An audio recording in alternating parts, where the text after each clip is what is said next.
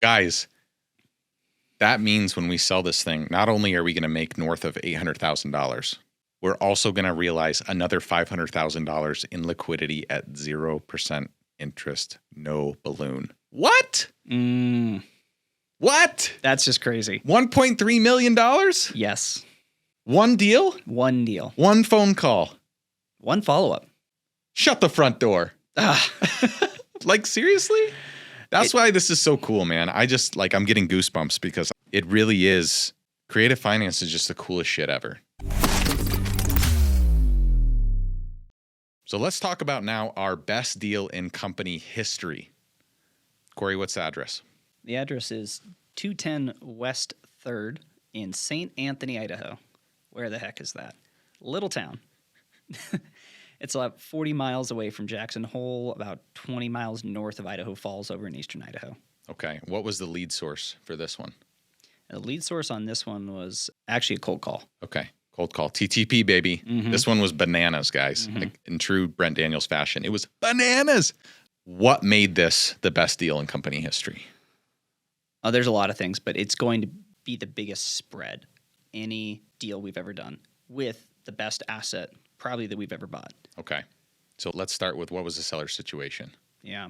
This is one that you would never expect. It's a gentleman who has done real estate, done developments, a little older, he's got family, and he had actually built 6 new townhomes, decked out to the nines, in St. Anthony to support some family that lived over there and allowed them to do the property management to basically make their income. So I'm going to repeat that. He built 6 new townhomes to provide a revenue source, not to give them the properties, but to give them a job.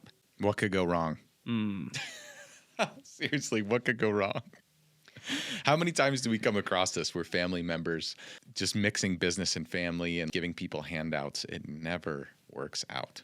And these were fully furnished, too. He fully furnished them. I mean, he put radiant heating in the driveways, and he built these so that way they could also be turned into townhomes or condos in the future if they ever so decided to do that. And so it was a threeplex, and then 4 lots that had not been developed yet. Yeah, and they're townhome style. So they share walls, but then there's a gap in between the 3 and 3. So we get this guy on a Zoom call because he's out of Utah, right? This was a virtual appointment. So we get this guy on a Zoom call about 6 months ago and basically had a verbal agreement from him. He's ready to move forward. We got into numbers. What happened? Yeah, so we had basically everything locked down. We'd gone through the whole sales process. And then right at the end, he brings in, well, I've got to run this by. I've got to run this by my son-in-law. He does real estate development out of California.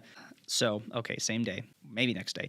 We hop on a call with him and the son. Son looks over the proposal, immediately comes out hot. This isn't going to work. We're not talking about interest. The down payment's too low. I think we'd structured it very similar. It was, I think, like $1.3 million at $250,000 down to him. 0% interest. We were taking over and doing a subject to on the current mortgage there for $256,000. And then a 0% interest and note to him for the remainder. And a 0% interest note to him for the remainder. Which, by the way, guys, $250K down payment. I mean, usually on our creative finance deals, it's like $20K or less that we negotiate, right? Because down payment is the most important thing to us. But this guy's why his build cost was $1.3 million in 2020 and 2021, and he was willing to sell it to us for his build cost 3 years ago. Yeah, and so that tells you a lot about he's just ready to move on in life, and things have come up, and there's little health complications with either him and his wife. And so they were just ready. But the son said, no. Wow. And just said, we haven't even started this process yet. We haven't talked to anybody else. We haven't done our comparative market analysis. My father-in-law will not be signing today. And Dad said, nope. Okay. I'm not going forward. And this is a real victory in our follow-up process because what happened a few months later? I believe you got on the phone a couple months later. I did. Let me give a little bit of context there. Our sales leadership training with Ren and Steve has been a big thing for us, right? And it's also been about putting your ego aside. October, we had a pretty rough month. And the feedback from Ren and Steve was, well, guys, going into the end of the year, everyone kind of relaxes. The holidays are coming up. It's just the vibe. we're making a commitment to our teams that we are going to produce contracts as the owner. We're going to get back on the phones. We're going to close contracts, even though we're paying a full sales team to do that. So Cory and I made a commitment to do 10 contracts, both of us, by the end of the year, in addition to what the sales team was going to do.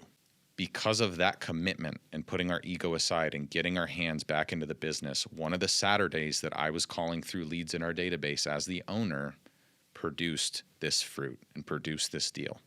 And it really is just you're one phone call away from a deal that's going to change your life. So when I called him, it was just the right time. It had been a couple months since that last conversation.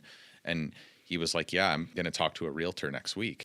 And it was like, all right, he's ready, right? She's showing some action now. So I don't even think we did a good job of setting the right action steps with the guy after the call. Or if we did, we didn't follow up appropriately.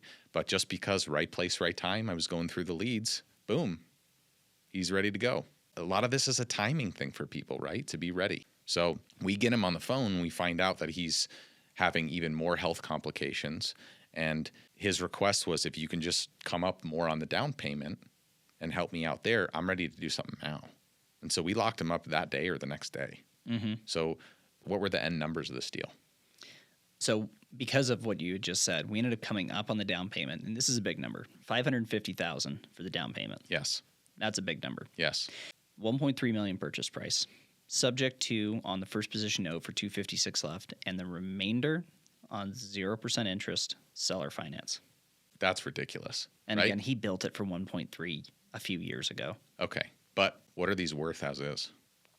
I think we just got comps that, and I said this earlier, they built them the suspense is killing me. with the intention that we could then convert them to condos or townhomes in the future. So when I talk about this, this is for an individual townhome that they should retail this spring, for $380,000 each. Today. And the market's getting better. And the market right at the time we're recording this, it's February. So the play here, right, they're all on one parcel. They're not individually platted. So we're going through that process right now to get them individually platted so we can have them sold off as individual townhomes. So they're going to be worth just over $2.1 million today without the land, right? Yes. And we have it under contract at what? 1.3. So did you ever think we'd be able to do deals like this? No, not even close. And part of the reason I wrote it off in like my own mind was because at $250,000 down, I was like, that's an insane number. There's no way this is going to work. Then doubling that? Come on. Yeah, so then I'm in oh shit mode, like, holy crap, this is an incredible deal with a ton of equity. I got to raise a bunch of money in a short amount of time. So started contacting people, raising some money. I had the whole thing funded, and then one of our private lenders, like 2 weeks before closing, said, hey, my dad had a bad fall, and long story short, we found out he doesn't have a ton of money to take care of himself, and we have to put him in a home. I got to bail. I need the liquidity to take care of him. Felt horrible for him. I mean, that's absolutely terrible, especially over the holidays. But then that left me really behind the eight ball. So this is where Cory really showed his magic, because not only were we able to get an extension, but what happened with his 0% seller note, right? Because the play here is to divide them up and sell them off individually. Those are great creative finance terms, but if we do that, then we're just going to be a flip, right? We're going to lose the benefits of the note. Which, I mean, who doesn't want to make close to $800K Yeah. on a flip, right? I mean, right. An average deal. Then what we were able to leverage at that time is that they had been very slow about getting us all the financial data, lease data. And we realized that part of the reason that he was willing to sell this is because his family had been mismanaging it. Surprise, surprise. They barely had records. They were renting out 2 of the units consistently, 1 without a lease. And then they weren't even managing the Airbnb property in a way that they could do to make revenue. They had the entire spring and is completely unbooked with brand new townhomes, the only thing that's new in the entire city. And they were not even trying to get them booked. And then what we were able to do, because we were able to use that leverage and say, hey, we need you to get us this stuff. We're going to need a little extension. Oh, and what if we took your note and we put it against properties of equal or greater value? Properties, plural. And he's like, well, can you still get it done? I need this money. Why do you need the money? Well, I have to pay my back due taxes that I haven't paid in 2 years to the IRS. Oh. And I'm giving some of my family some inheritance money out of this sale. Oh. And I've told them we're closing in January. So there was layers to his motivation that he was unwilling at the time to tell us until we got there.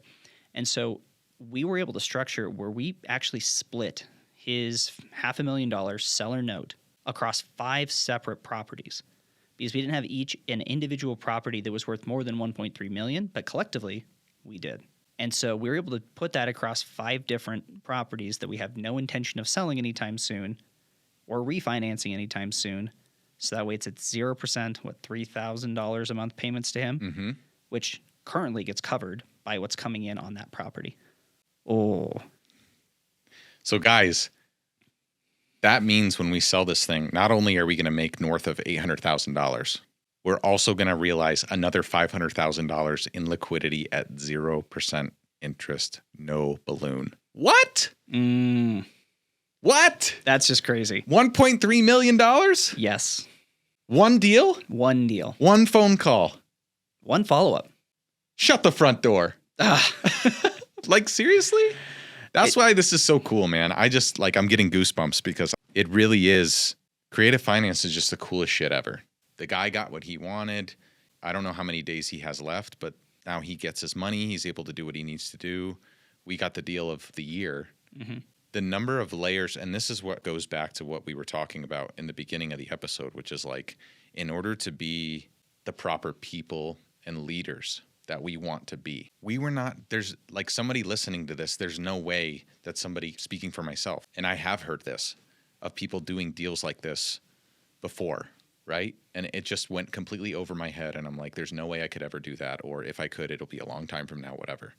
You have to build yourself up to be a person capable of doing deals like that. And the only way to do that is to fail multiple times, fail hard, fail fast, pay down the ignorance debt, right? And that's really what we're talking about here.